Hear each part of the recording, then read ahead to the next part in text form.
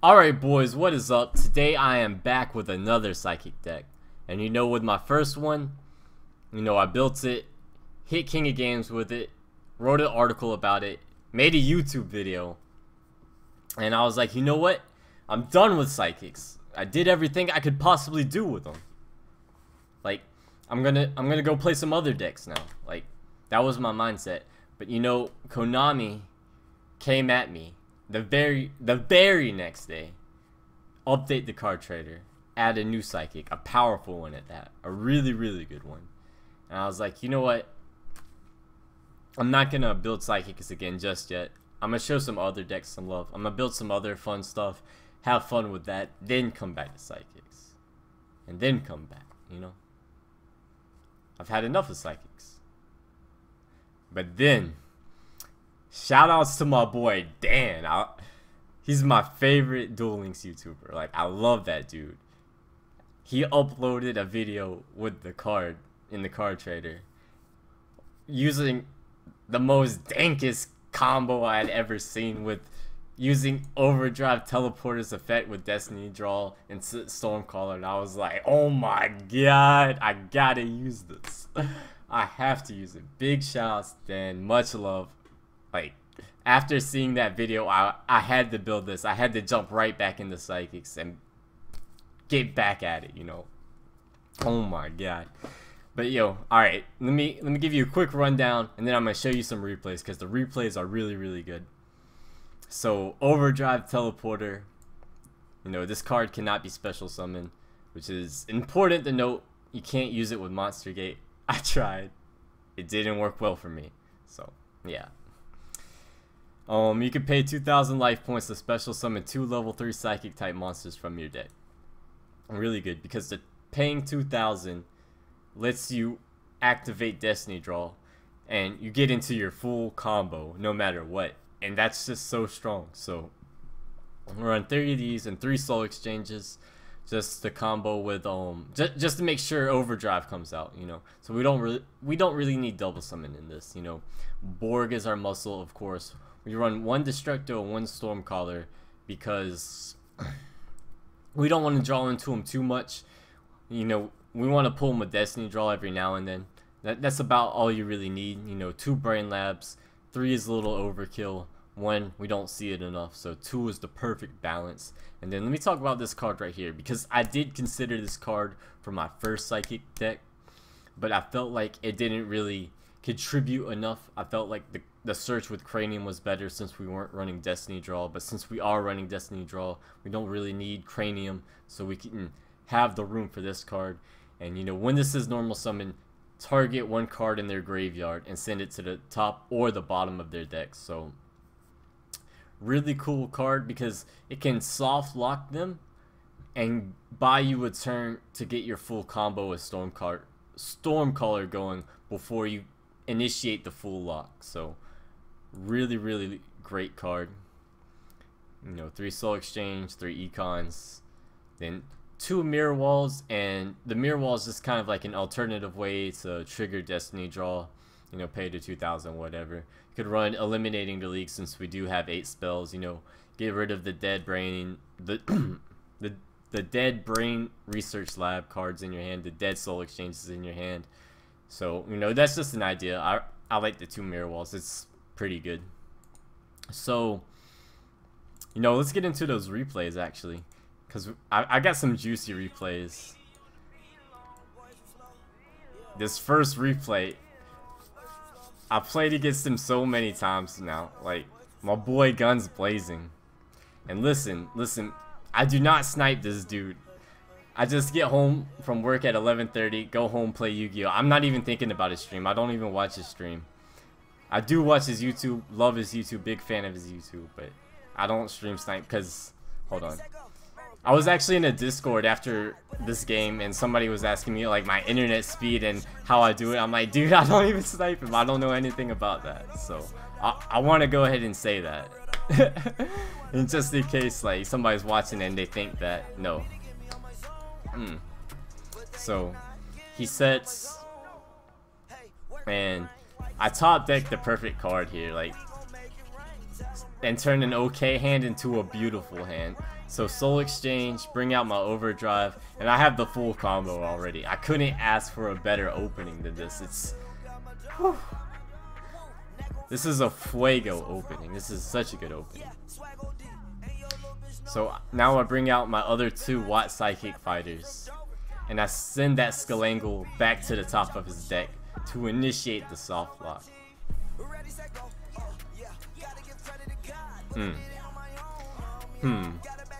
I wonder what you're drawing, boy.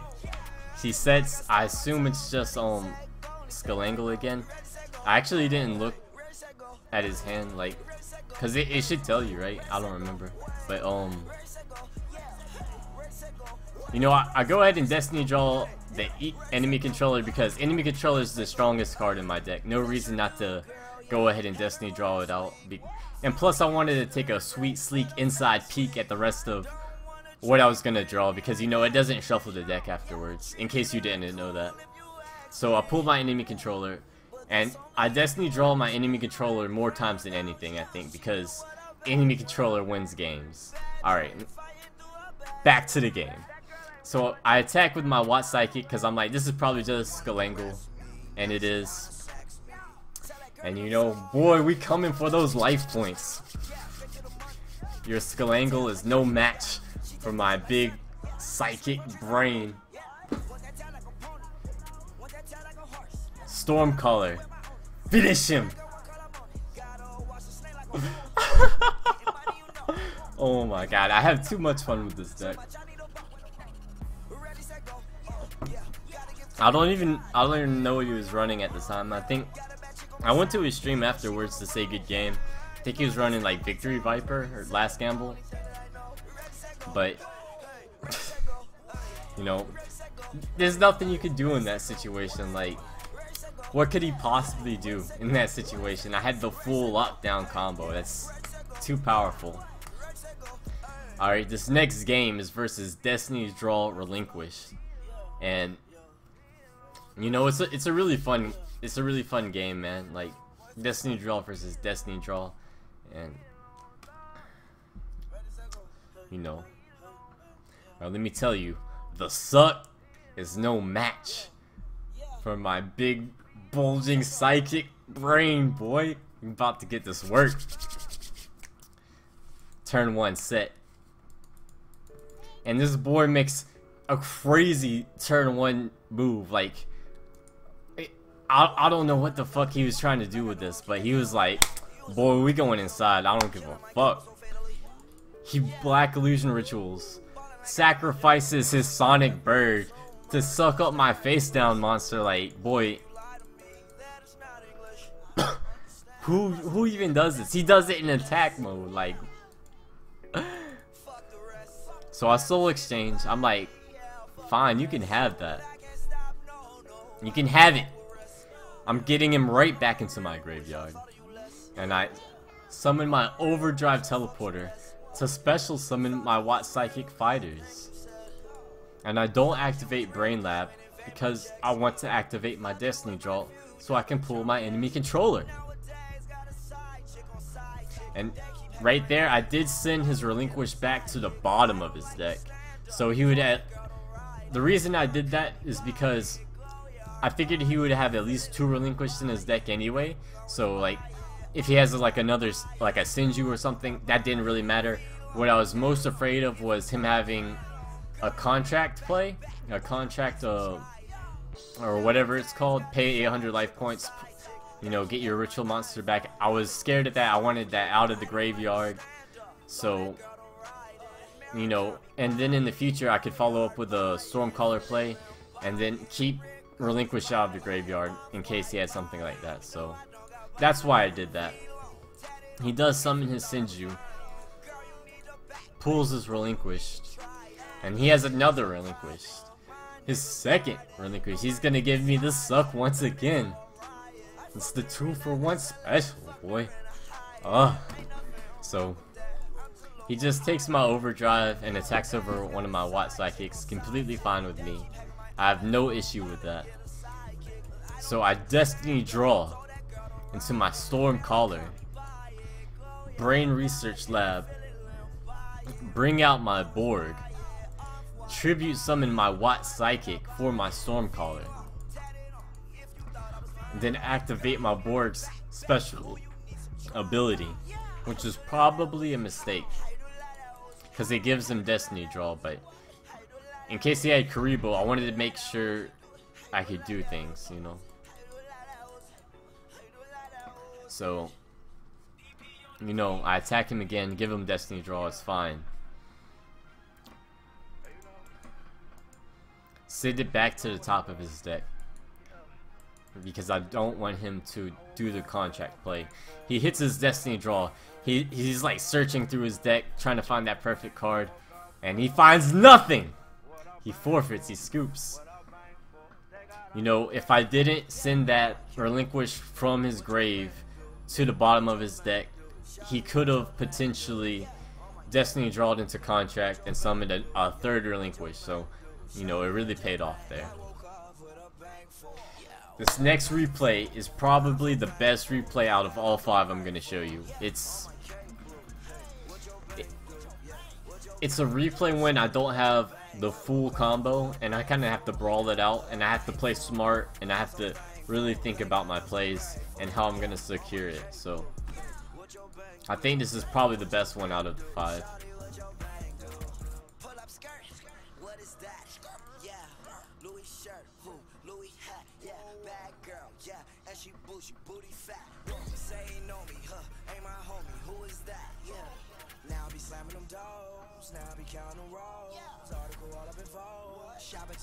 So I activate my Brain Research Lab to bring out my Borg and my Stormcaller, and tributing for Stormcaller allows me to beef up my Borg to a healthy 2000.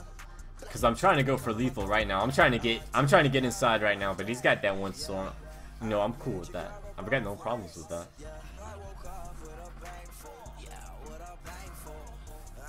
See what he's got for me. Ends his turn. I'm okay with that. Set Mirror Wall because, you know, why not? He has Karibo. It's fine. He lets one go through. So I'm thinking this is last gamble at this point. Because Luck on his side would have done other things. He last gambles. Completely fine with me. I see it's now a Kaiba man. And rolls a 4. Pretty good, pretty good. He storms me out. Fortunately for me, he doesn't have any wall tornadoes, because that would have really hurt me here.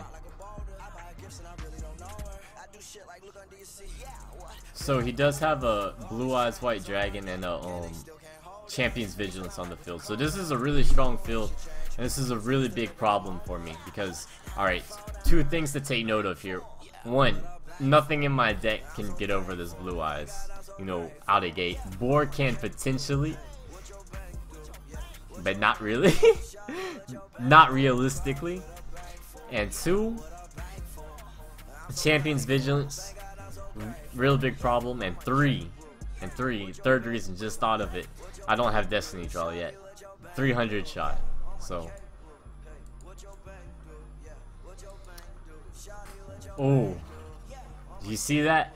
I hit him with that Soul Exchange. I don't even have a tribute monster in my hand. Don't even have a tribute monster in my hand.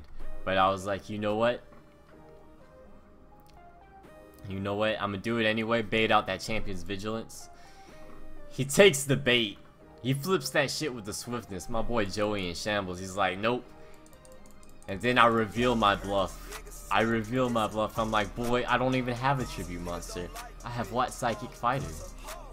How are you feeling right now, boy? Sending that Storm to the top of your deck, giving you that dead draw.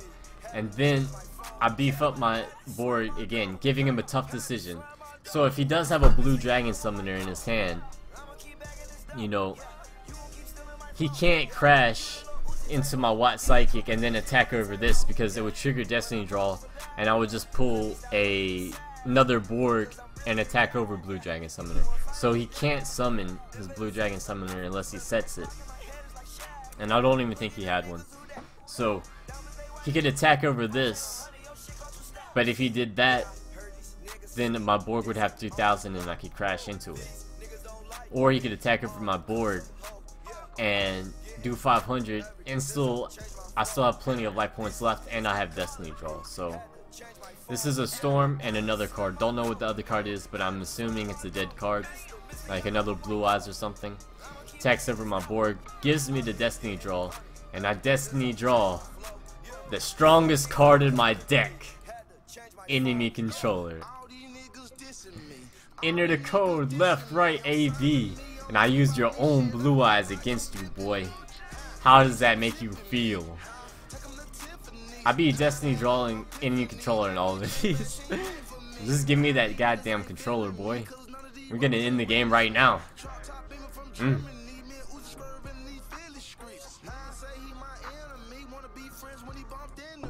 So, you know, he set up a pretty strong board, and I was able to play around it. So, Paradox Brothers, you know. The 3-star demotion. This dude's deck was pretty interesting. It was a little bit different from like the standard, you know, beat 'em up 3-star. It was more of a kind of pace yourself, you know, take your time with it kind of thing. Really interesting. Summons Dunamis.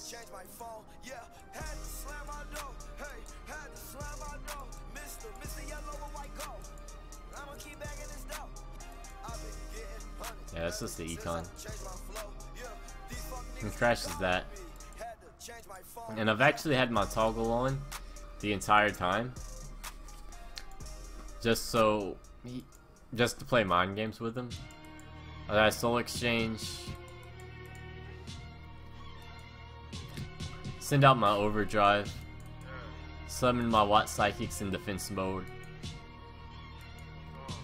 At this point, I've got 200 life points left, and I send Yomi Ship to the top of his deck because it's the least threat. It's the least of my worries right now. He 3-stars, brings out Joan. He makes an interesting play and changes my teleporter to defense mode. And I feel like the reason he did that is because I had my toggle on and he thought my enemy controller was mirror wall and he was afraid of it and he wanted to get another 2000 real quick. So that was like his safest play, I think. But now I have Destiny Draw and I pull once again the strongest card in my deck, Enemy Controller. So no Dimension Gate. I bring out my Stormcaller. And listen, even if it was Dimension Gate, I could just attack. And how much defense does this have? Yeah, 2000 defense, so I could either, if he summons in defense mode, Stormcaller beats over it. If he summons in attack mode, I just econ take again with my set enemy controller and go in for game. And then the only thing that stops me at that point is Karibo. And he didn't have Karibo. He had this is Yomi Ship. So even if that was Dimension Gate, you know, we was still inside. We was still getting it done. So yeah. Actually, I don't remember how many life points he had. He might have had more than 2800. but yeah, you get the point. You get the point. And the last one is Mako, the fish boy himself. And I think this replay is just like me just opening so strong and just blowing him away with no remorse. Like, there's nothing he could do.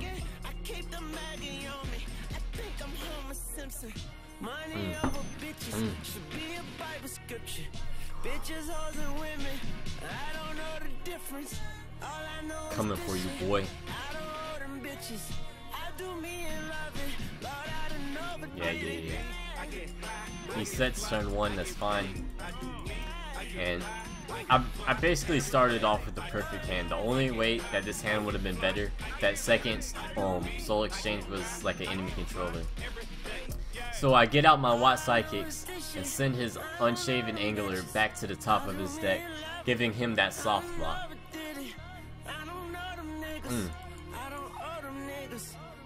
And then I set my other Soul Exchange as a bluff because I know Makos don't really run removal like that. He sets again. I summon my Stormcaller. Actually, I Destiny Draw my enemy controller because, you know, best card in my deck. I gotta Destiny draw that whenever I can. So I have the full combo here anyway. There's nothing else I needed to Destiny draw.